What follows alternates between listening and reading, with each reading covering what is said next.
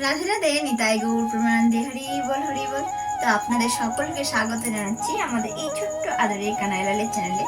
তো কানাই সোনা এখন ঘুমো ঘুমো করবে, তাই জন্য কানাই সোনাকে সমস্ত কিছু খুলে দিয়েছি।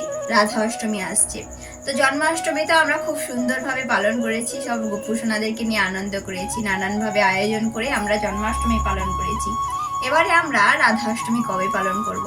এর আগে একটা ভিডিও দিয়েছি যেখানে আমরা রাধা অষ্টমী কবে এবং কিভাবে পালন করব সেটা আমরা জেনেছি। তবু এখানে ছোট করে বলছি যে আমরা রাধা অষ্টমী পালন করব 2024-এ 11 সেপ্টেম্বর বুধবার। এদিনকে আমরা রাধা অষ্টমীর ব্রত পালন করব। তো আজকের আমরা এই ভিডিও থেকে জানবো এই রাধা অষ্টমীতে আমরা কি করব এবং কি করব না। তো যে সমস্ত কাজগুলো আমরা করব না সেগুলো আগে একটু জেনে নিই। যে রাধা অষ্টমী শুরু হচ্ছে যে 11 সেপ্টেম্বর বুধবার, তার আগের দিনে যে সব যে আমিষ ভোজি রয়েছে তার আগের দিনে নিরামিষ। এই যে রাধা অষ্টমীর আগের দিন, রাধা অষ্টমী এবং তার পরের দিন, মোট 3 দিন আপনারা সকলে মিলে নিরামিষ ভোজন করবেন। আর ব্রতের দিনে তো অবশ্যই উপবাস থাকতে হবে। 2 দিন পরেই হচ্ছে আবার একাদশী। চেষ্টা করবেন যে এই পুরো সপ্তাহটাই নিরামিষ খাওয়ার, খুবই ভালো হয়। আর যেটা সব থেকে আমাদের মাথায় রাখতে হবে, চর্চা পরনিন্দা করব না।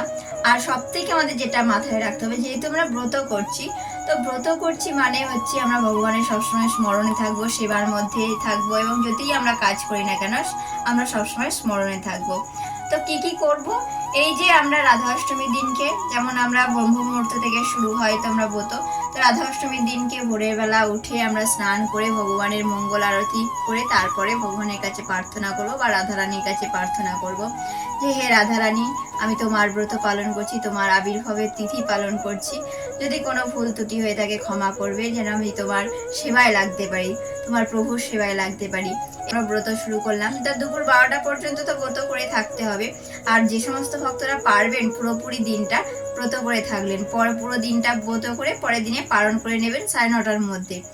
তো এই সারাদিনে কি করবেন, অধিক হরিনাম করবেন। হরিনাম জপ হোক, কীর্তন হোক, পাঠ হোক, আনন্দের সঙ্গে পাঠ কীর্তনের সঙ্গে থাকবেন। আর রাধারানীর জন্য অনেক কিছু রান্না বান্না করে রাধারানীকে ভোগ লাগানো হবে। তো রাধারানীর প্রিয় ফল হচ্ছে আতা, সবেদা। তো প্রিয় ফুল হচ্ছে ওনার কদম ফুল খুব পছন্দের হয়ে থাকে, চাপা ফুল খুব পছন্দের হয়ে থাকে। আর গাছেদের মধ্যে তিনি কদম গাছ খুব পছন্দ করেন। তো আমরা সেই সমস্ত ফল এবং রাধারানীর উদ্দেশ্য করে অনেক রকমের রন্ধন করতে পারি। সমস্ত কিছু রন্ধন করে এই 12টার মধ্যে অভিষেক করিয়ে ভোগ লাগাতে পারি। পুরো দিনটা নাম কীর্তনের মধ্য দিয়ে আনন্দের সঙ্গে মেতে থাকবো। তো এইভাবে আমরা রাধা অষ্টমীর ব্রত পালন করব। রাধে রাধে, নিতাই গৌর প্রেমানন্দে, হরি বল হরি বল। তো আমরা আসছি পরের ভিডিওতে। আপনারা সকলে ভালো থাকুন, সুস্থ থাকুন, আর এইভাবে আনন্দের সঙ্গে রাধা অষ্টমীর ব্রত পালন করুন।